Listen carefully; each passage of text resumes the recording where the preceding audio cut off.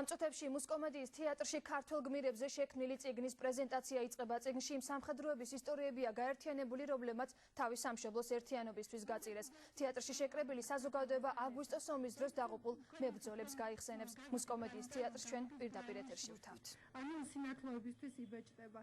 შესაბამისად, ეს წიგნიც არ დავტოვეთ ისე და წიგნი მეორე არის უსინათლოებისთვის ბრაილის შრიფტით დაბეჭდილი.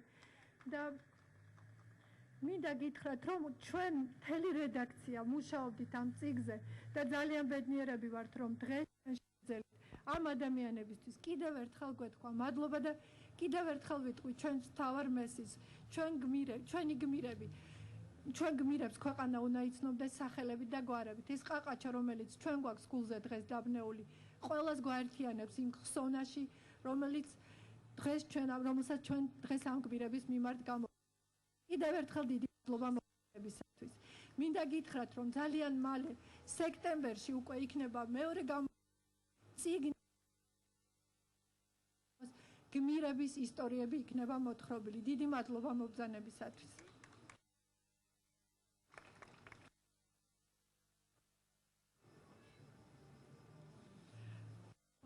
სულ მალე რომან ზოიძე, სახელები და გვარები, ალექსანდრე ონიანი, სერგეი გოროზია, თეიმურაზ ბერიძე, გოგა აბრამიშვილი, ერეკლე ყულოშვილი, გიორგი კირაკოზაშვილი, დათო ელიზბარაშვილი, გია რომელაშვილი, გელა რომელაშვილი, უშანგი შმაგი სოფრომაძე, გელა ჭედია, სერგო მელია, რეზო მამისაშვილი, ლევან ჭოჭუა, ელგუჯა ინაური, ალექსანდრე თანდაშვილი, გიორგი ჯავახიშვილი, ლევან იოსებიძე, გიორგი ანწუხელიძე, კახა კოშაძე, ნიკა ყალაბეგაშვილი.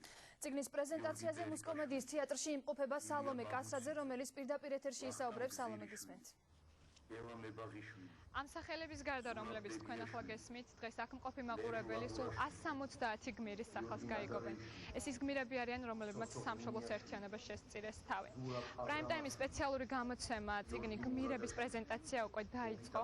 აქ წიგნი გმირები უფასოდ გადაეცემათ იმ გმირების ოჯახის წევრებს, რომლებიც აგვისტოს ომში დაიღუპნენ.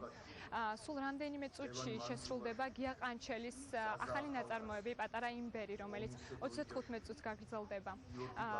ამის შემდეგ კი დასრულდება პრეზენტაცია და აქ მყოფი ადამიანები ყველანი ვისაც სრული ექნება შეიძენენ გმირებს. მიშვილისა და მის თანამებრძოლების გვარები და სახელები ვიცი, მაგრამ 170 გმირის გვარი და სახელი ნამდვილად არ ვიცი. ეს წიგნი უკვე არის იმის საფუძველი, რომ დავჯდე და ყველა მათგანი გავიცნო და ყველა დედის ტკივილი, ყველა ოჯახის მეუღლის ტკივილი გავიგო და წავიკითხო აქ.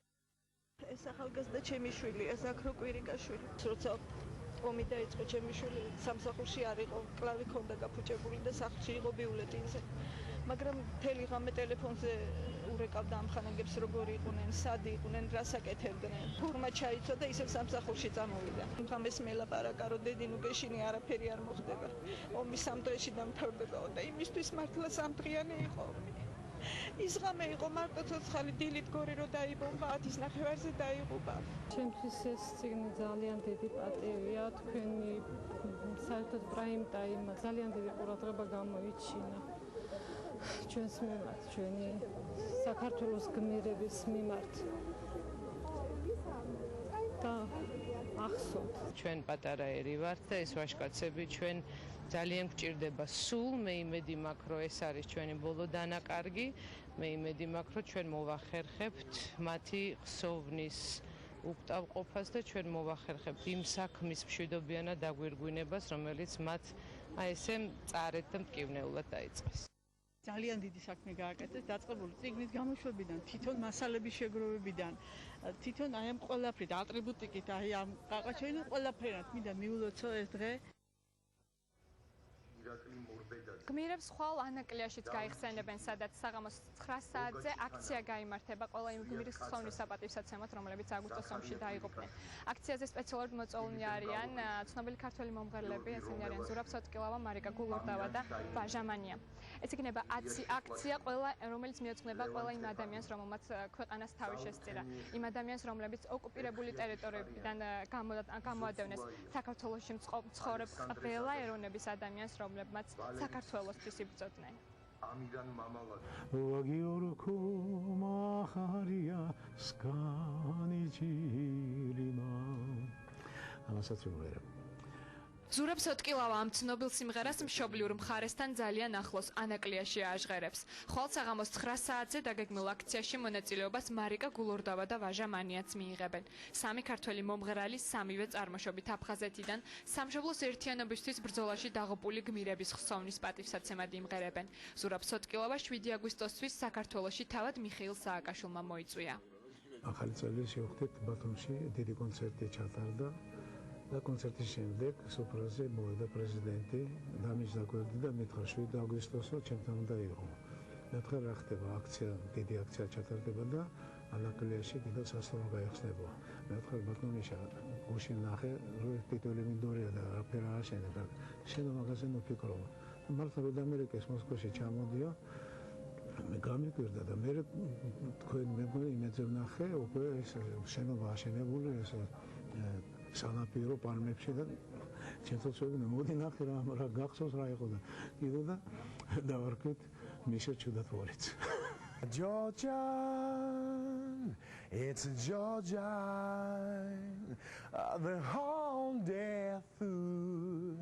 წლების მანძილზე დაგროვილ ემოციებს რეი ჩარლზის ცნობილი სიმღერით გამოხატავს. ძალიან პატარა იყო, როდესაც აფხაზეთი დატოვა, თუმცა კარგად ახსოვს სოხუმი და სახლი, სადაც მთელი ბავშვობა გაატარა.